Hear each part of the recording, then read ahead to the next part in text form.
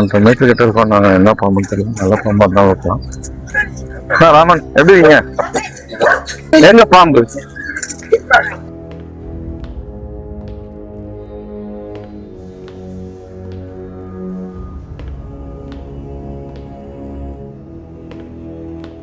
வீட்டு உள்ளனா பிரச்சனை இல்லை, எப்படி இருக்குமோ பார்ப்போம். இங்கதானாமா?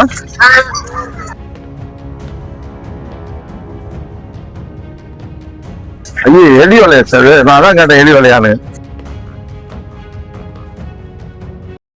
என்ன பாம்புன்னு ஏதாவது தெரியுமாமா? பாம்பு பெருசா இருந்ததுங்களா?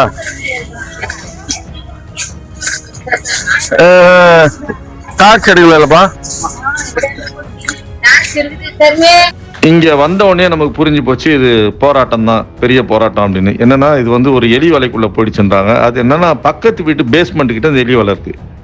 இந்த எலி வலையை நம்ம தோண்டணும்னா பக்கத்து வீட்டுக்காரங்க கிட்ட அனுமதி வாங்கணும். ஏன்னா இங்க கூப்பிட்டவங்க வேற.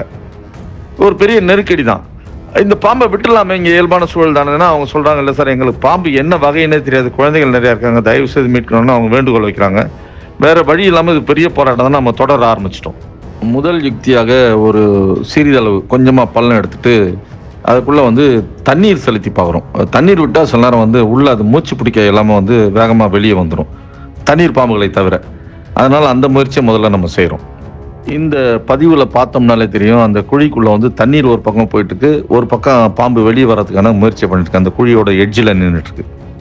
வெளிப்புறம் அதுக்கு ஏதோ ஆபத்து இருக்கதா உணருது, மீண்டும் உள்ளே போயிடுது.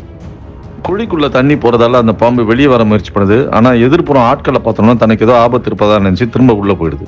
அதனால் நம்ம காத்திருப்பு அரை மணி நேரத்துக்கு மேலாக தொடருது. இங்கே இருக்கிற மக்கள் வந்து கண்ணால் பாம்பை பார்த்துட்டதால அதை வந்து மீட்டே ஆகணுன்றதுல ரொம்ப குறியாக இருக்கிறாங்க. கிட்டத்தட்ட இது ஒரு 3 மணி நேரத்தை தாண்டிய ஒரு பெரிய இது. இப்போ நம்ம அவங்களோட பதற்றத்தை தணிக்க வேண்டியது அவசியமாகுது, அது செஞ்சே ஆகணும்.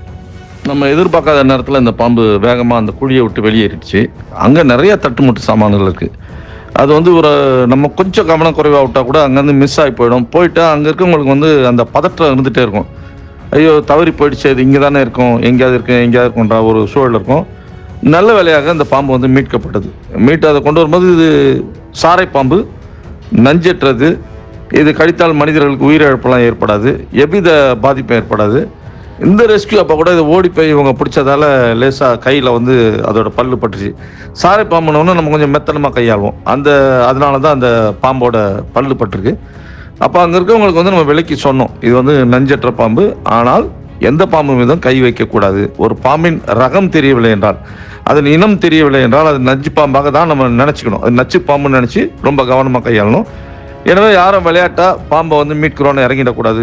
குறைந்தபட்சம் அதை பற்றி ஒரு தகவல் நமக்கு இருக்கணும். அது பார்த்தோன்னா அடையாளம் காணக்கூடிய அளவுக்கு நமக்கு குறைந்த தகவலாக இருக்கணும் அப்படின்றத அவங்களுக்கு விலக்கி சொல்லிட்டு இந்த பாம்பை பாதுகாப்பாக மீட்டு பின்பு பாதுகாப்பான இடத்துல விடுவித்தோம்.